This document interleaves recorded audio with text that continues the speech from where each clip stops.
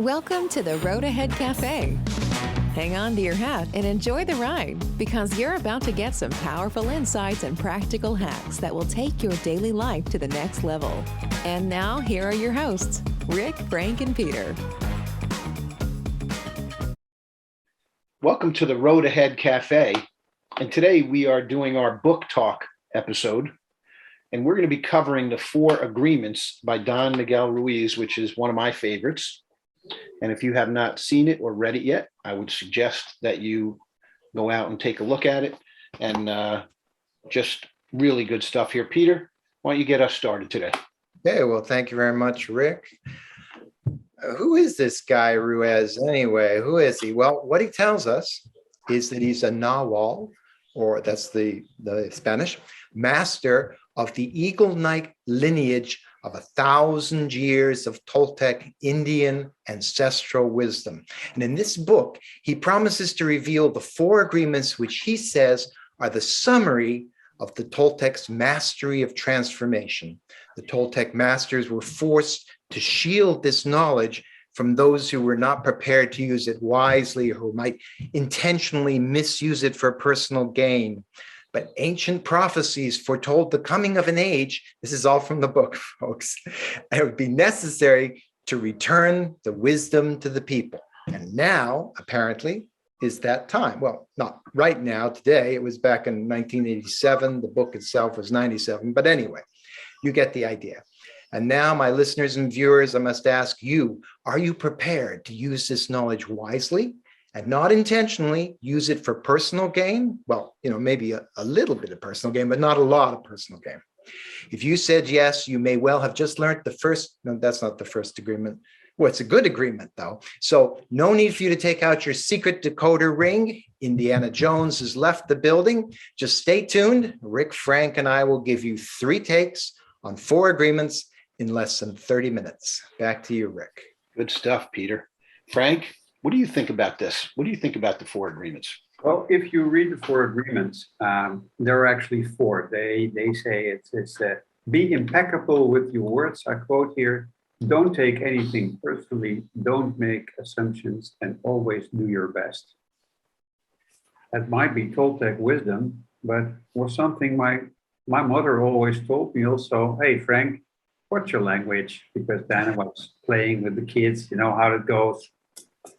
Yeah, my ego was a little bit high on adrenaline and we were fighting with the guys. And then you just used words that, when I look back, I shouldn't have said that. But anyway, be impeccable with your words. I think that's number 1 key.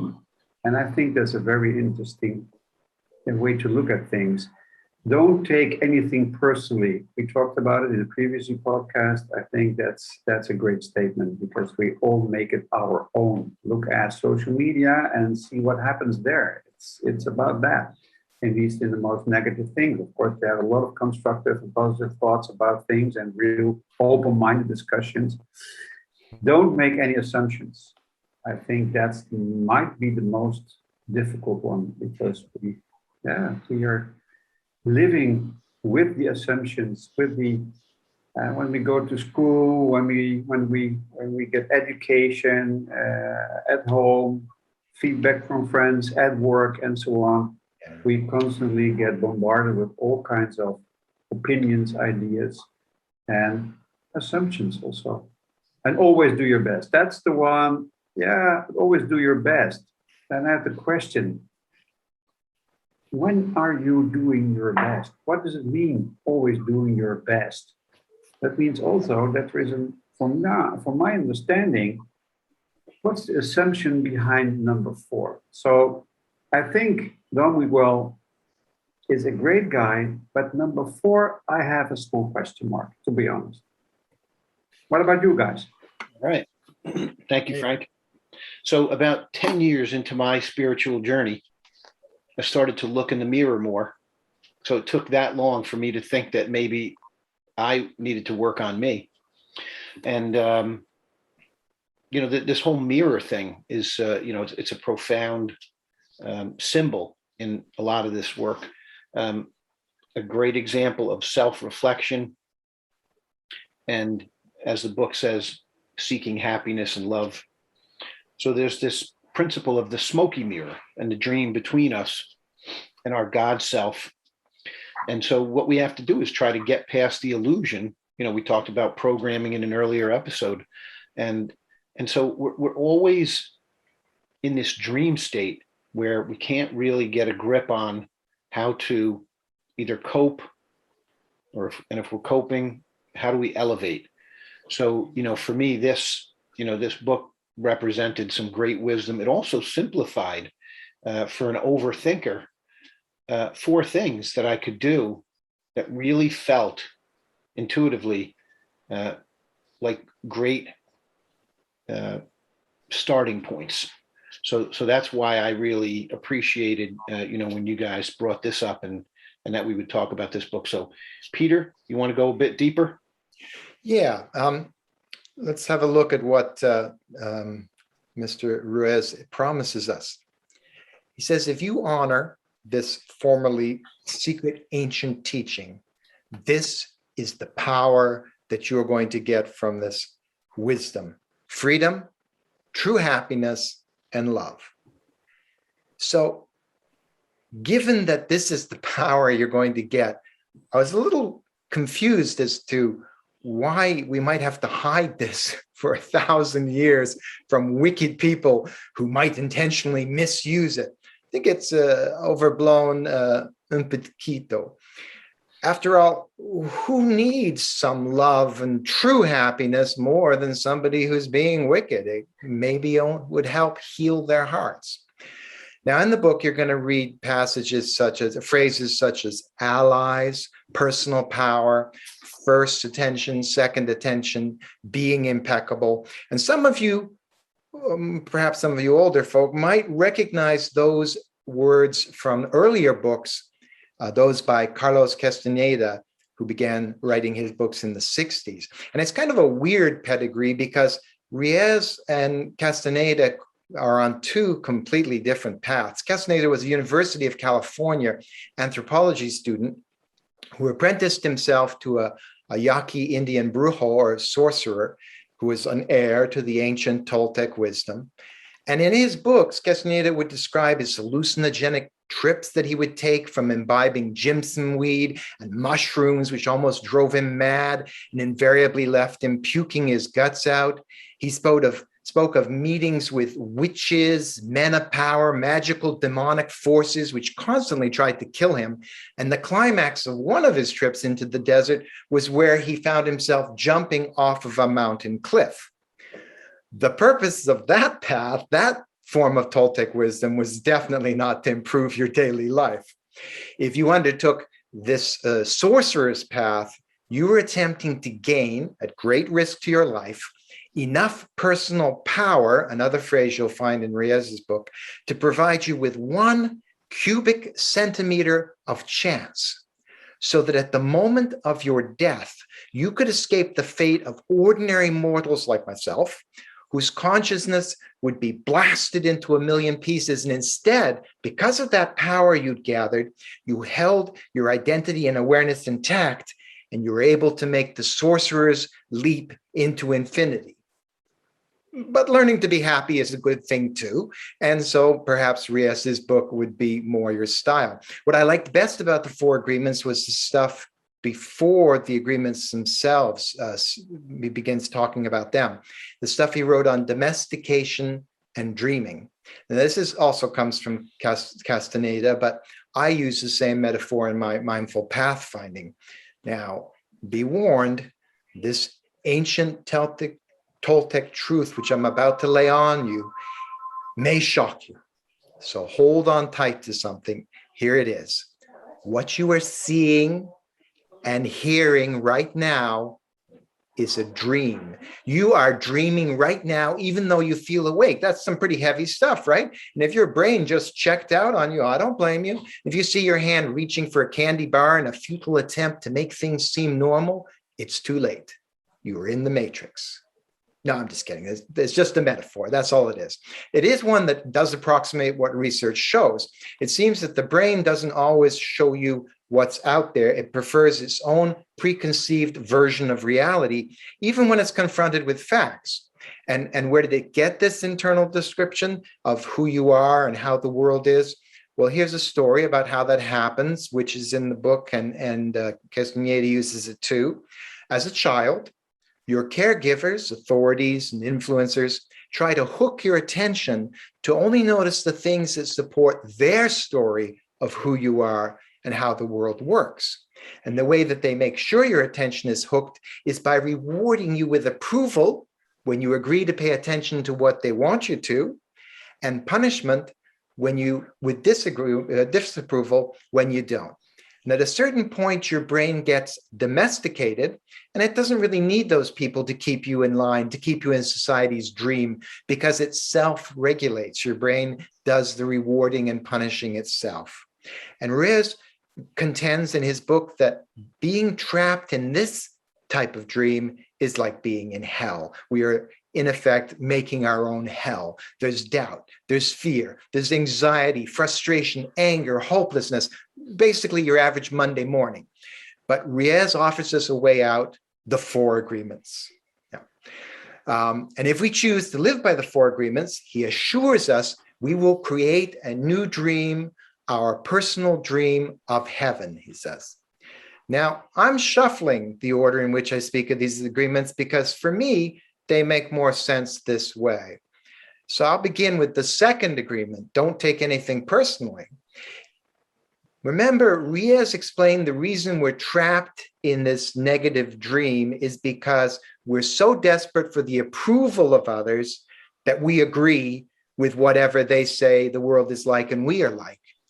But if we don't take anything personal, whether they praise us or demean us, it won't matter. And that's what frees us from their power and frees us to form our own dream. Next, the 3rd agreement, don't make assumptions. So I know you've heard this. I get the old adage, don't assume, ask questions. Everybody says it, but really, assumptions allow you to operate in life. We have assumptions about everything, including my assumption right now that the chair I'm sitting on will support me. That's an assumption based upon my past experience. An assumption is only useful as what it's based on. So yeah, ask questions if you don't have something solid to base an assumption on. But what often will hurt you the most about making a baseless assumption is how attached you are to it. So say your friend breaks a promise. You assumed your friend would keep their promise, even when they haven't in the past. So that was a baseless assumption on your part, and you're completely devastated that they didn't keep their promise. That's because you let yourself get too attached to that assumption. So for me, this agreement reads better as don't attach yourself to baseless assumptions. And speaking of baseless assumptions, I'm going to assume you want me to keep going here. Fortunately, I'm not too attached to whether you do or not, because I won't take it personally if you've zoned out. Next is the 1st agreement. Be impeccable with your words. Okay. This is just Ruiz being dramatic. He could have just said, be careful with your words, right? Be careful with your words. But he wanted to invoke that feeling that Carlos Castaneda had, be impeccable. Well, the reason Castaneda said a sorcerer has to be impeccable in everything they do is because Castaneda believed if you're a sorcerer, the slightest mistake you make might allow the magical powers to kill you. So I'm just figuring that's probably not going to be as big a problem for you in your daily life, unless you're dealing with magical powers. Ruiz goes overboard with this one. He says in the book, one word can destroy the lives of millions of people. And he gives us this example, Hitler.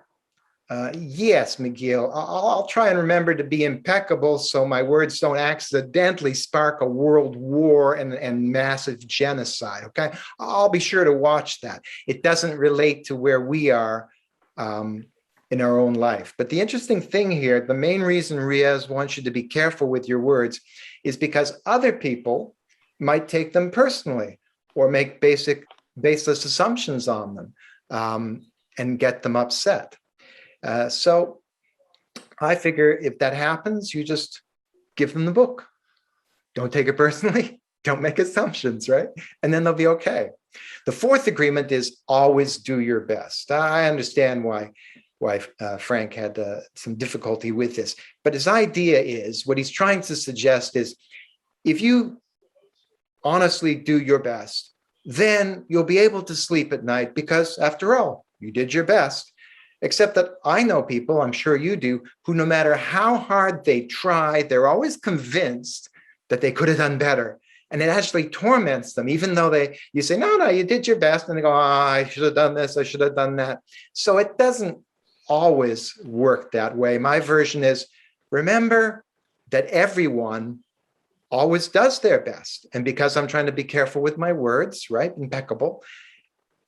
Everyone always does their best in any given situation, given the inner resources that they have access to at that time. So a person might say, oh, he could have done better if he was just more conscientious or motivated or thoughtful or not as lazy.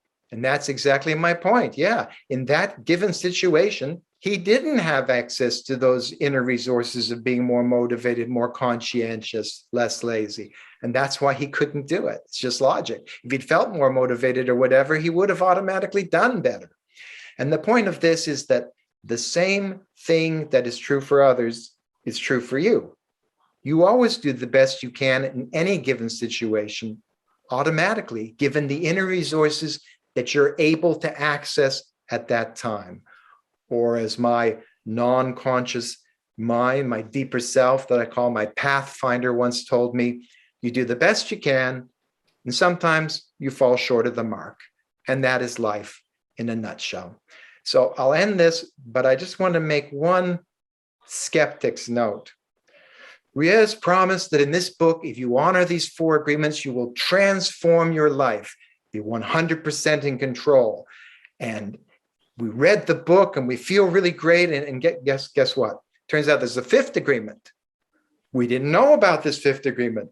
In 2011, he wrote a new book revisiting the 4 agreements and claiming there was always a 5th agreement in the Toltec ancestral tradition. So you may be forgiven for asking, why didn't he just include it with the other 4 ingredients 14 years previous? His reason, he writes, he didn't include it because the first 4 ingredients were enough of a challenge that time for us. We couldn't have handled the 5th one. Okay. What is the 5th agreement? Because I know you're waiting. That was too much for us to handle. It is a powerful new agreement for transforming our lives into our personal heaven. Oh yeah, that's what he said in the first book. But anyway, that will take us to a deeper level of awareness of the power of self, return us to the authenticity we were born with, right? And what is the 5th agreement? Be skeptical, but listen. So that's my take. And now it's time for you to wake up from this nightmare that's been your dream of me, turn down the music so you can benefit from our in-house masters of wisdom, our Dutch master and our Italian-American master. Back to you, Rick. Wow. Good stuff, Peter. That's going to be a top episode right there. Frank, what do you think about this? He dropped the 5th agreement on us. Well, I'm flabbergasted, of course. Well, did you think you designed this yourself just on the spot, or is it the real fifth assignment? I don't know. It is a book. All right.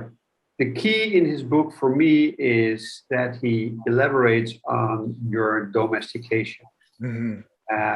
You were born, and as a pedagogue, I'm looking at children and see them play. And if you have children, or maybe not, but look around and you see children play, and they go out. They have after dinner, Dad, can I go out? I want to play football or whatever.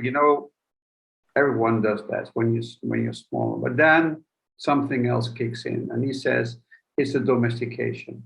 And actually, when you say, why are we right now as a counselor and Frank-wise, I'm helping people to develop themselves in a spiritual way, but also in a practical psychological way, or in the business. What they focus on is, well, we have a lot of responsibilities. It's feeling like a burden. If you look at responsibilities, even worse, I hold you accountable. Accountability, responsibility are two keywords which really lowers the energy in 9 of 10 cases and don't make you any playful anymore. So there are a lot of therapies and a lot of coaching on developing and discovering and developing your inner child. So the inner child is actually in kind of open-mindedness and a way of feeling, which he describes as, you get rid of this feeling of open-mindedness due to domestication. Is it all wrong? No, it's not all wrong. Of course not. But it makes you less playful and it makes you probably over serious. But he says, be impeccable with your own words. If you look closely at the word, it's from the Latin root, which actually means impeccable as connection with sin, be sinful. So what does he describes sinfulness in a great way, but the essence is that if you somehow verbally attack one or giving a negative feedback, in the end, someone always will retaliate. Yeah, and you will respond or react to it. So negativity will meet negativity. So the way you express yourself, the feedback you get is most out of cases, in many cases, is also negative. So the way you talk, the way you think, the way you act, elicits a kind of reaction from someone else. So be clear in how you talk about yourself. Your self-talk is a very important thing. Don't make things personally, don't make it sticky. Many things are made sticky. You stick to it. I can remember when I was young, I just pops up in my mind. I was in the swimming pool. We were in France. I was playing with kids, and we did some water polo, throwing balls, and I pushed two guys underwater because then I could catch the ball better. So the referee blew his whistle and said, "Get me out. What do? You push them down and so on, and then look at them and so on." So even this moment, when I remember this, I don't feel bad about it right now, but I can remember when I think about that situation, that I felt bad about it, but it just happens. So one of the things of the 4 agreements I'm missing in is also be not so judgmental about yourself. This is life. Take it easy. Was it right or wrong what I was doing? Oh, I was a kid, I was playing and it did it that way. Should I know better now? Yes, I know better now. You shouldn't do that. But in daily life, are we doing things, not pushing people in a different way? Well, to be honest, sometimes I do. And I'm proud of it? No, I'm not so proud of it. But what I'm realizing, so I try to be so awake as possible or aware as possible that the moment I get that feeling, I catch it and transform a reaction to a more constructive way to respond. Is that easy? Well, if you look at the everything Don Miguel wrote about domestication, it is not that easy. So you have to unlearn it.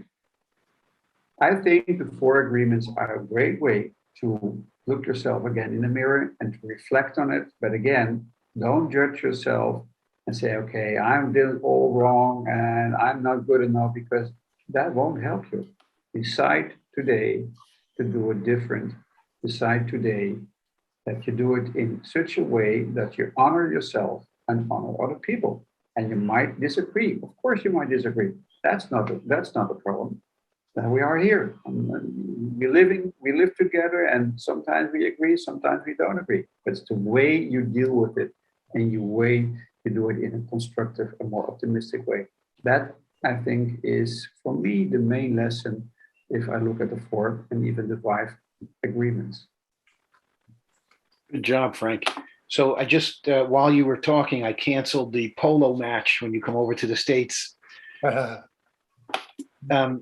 think that, I got a lot out of this book. Again, not only when I first read it, but in reviewing it again, to go back and look at it. And it's one of those, you got to keep it on the nightstand. It's such a terrific source of wisdom. And, as you can hear and see today, Everybody has a different lens.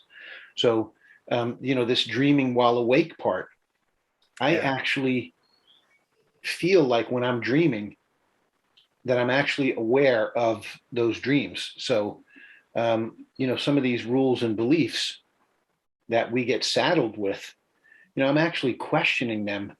And I can honestly say that when I'm in my dreams, I'm actually thinking like that I'm awake.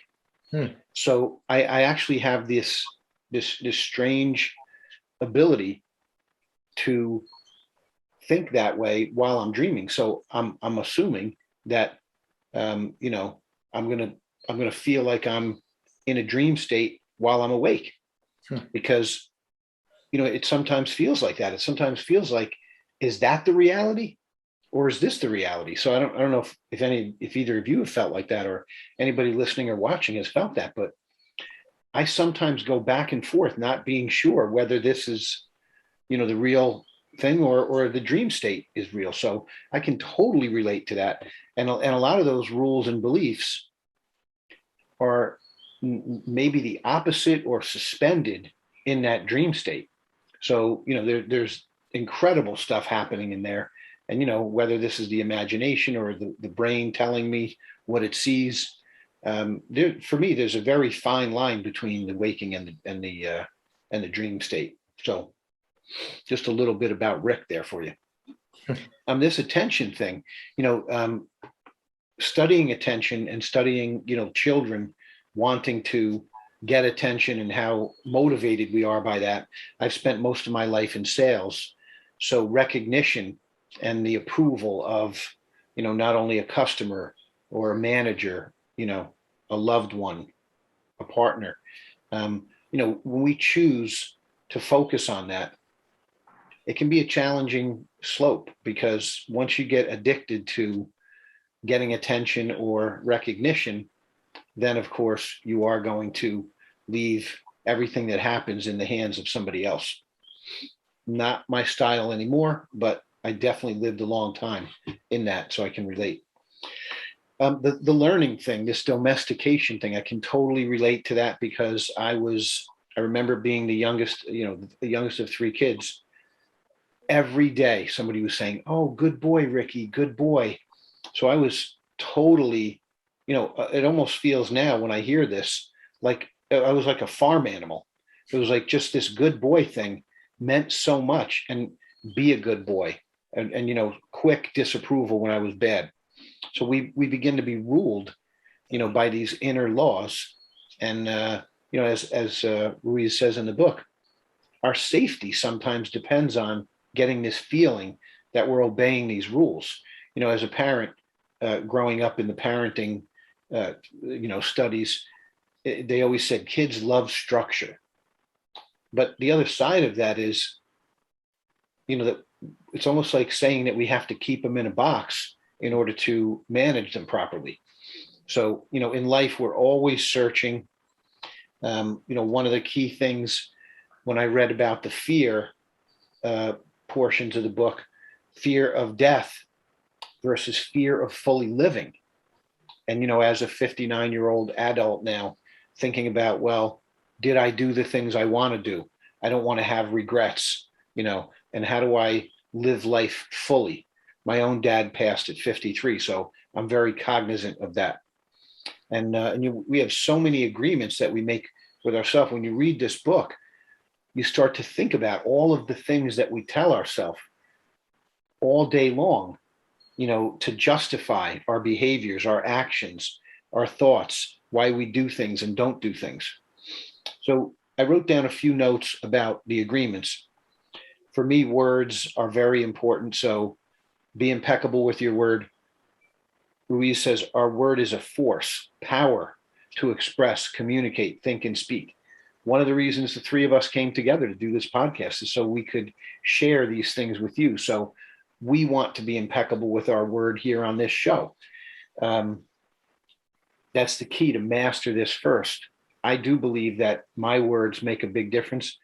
I grew up not really feeling good about some of the words that were said to me and that were used around me. So I did see a lot of tension in my life, and words were used as a source of that.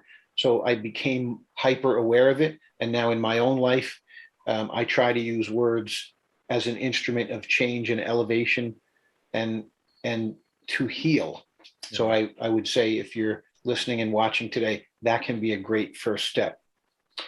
The second one, don't take anything personally, neither high nor low, good or bad, staying grounded.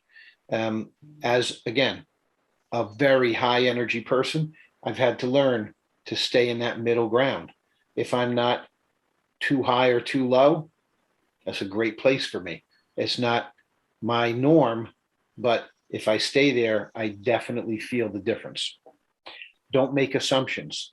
In all my relationship coaching, the struggle that couples were having was that they had unnecessary expectations of the other person.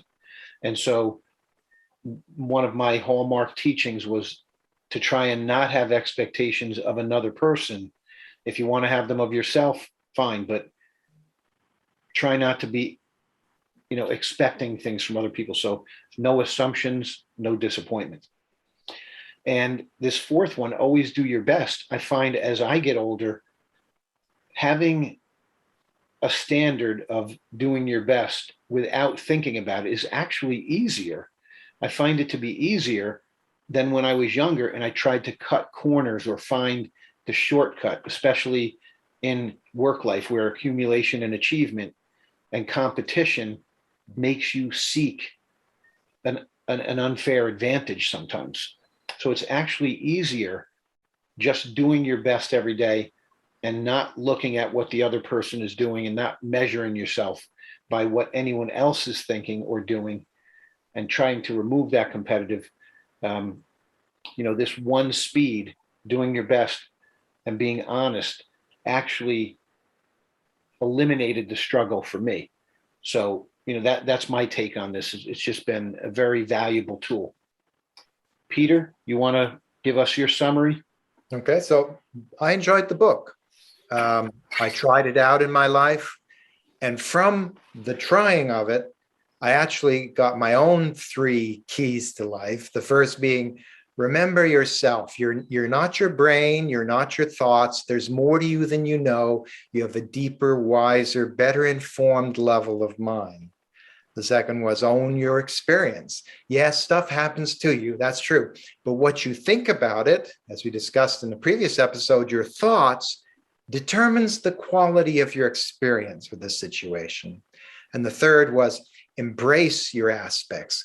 There is me, the conscious me, but there's also my brain, which is actively thinking, and my non-conscious mind, or as I say, my champion and my pathfinder. And I don't yell at my brain and scold it, or I coach it instead. I embrace it. I embrace my brain. I embrace my deeper self, because those are my aspects. And I've developed a relationship with them. So read the book and see if it works for you, because that's always the bottom line. Do what works best for you. Rick? Terrific, Peter. Thank you. Brother Frank, take us out. Yes, I think it is a very interesting book. And it makes me think about someone else, Neil Donald Walsh, who was the writer of the series, well-known series, Conversations with God. And I have here a little card, it's this card, yeah. And it's referring to, I think, 3 aspects closely related to the 4 agreements.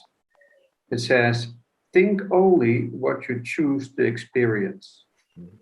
Say only what you choose to make real. Do only what you choose to demonstrate as your highest reality. Yeah. And I think 4 agreements are completely in line with also this path of personal power, of personal development, for being your authentic self. Think only what you choose to experience, say only what you choose to make real, and do only what you choose to demonstrate as your highest reality. Good stuff. Thank you, Frank. So I will close us out by saying that, in my own life, this quest for personal freedom has been super important. I don't know where it came from, but it's always been like this light that I'm always moving towards. So hopefully you can find some personal freedom in this book, and more importantly, that you find it by joining us for the Road Ahead Cafe. Thank you for joining us. See you next time.